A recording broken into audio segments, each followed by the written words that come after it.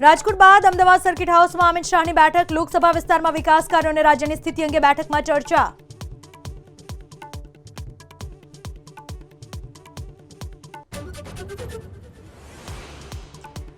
આખા દેશમાં ભાજપે મનાવ્યો જીએસટી બચત ઉત્સવ, સુરતમાં દુકાનદારો સાથે સંવાદ બાદ સીઆર પાટીલે લગાવ્યા સ્વદેશી આર્ટિકલ, નાગરિકોને સ્વદેશી વસ્તુઓ અપનાવવા પણ કરી હાકલ।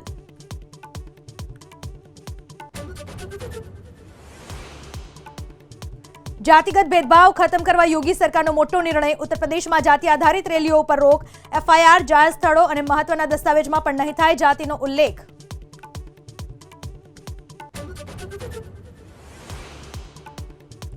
નવરાત્રી પર દિલ્હીમાં મીટ શોપ બંધ કરાવવા પર રાજનીતિ તેજ, સરકારી આદેશ વગર ભાજપ ધારાસભ્યે જબરદસ્તી દુકાનો કરાવી બંધ, કોંગ્રેસ બોલી કોઈના પર નહીં ચાલે જબરદસ્તી।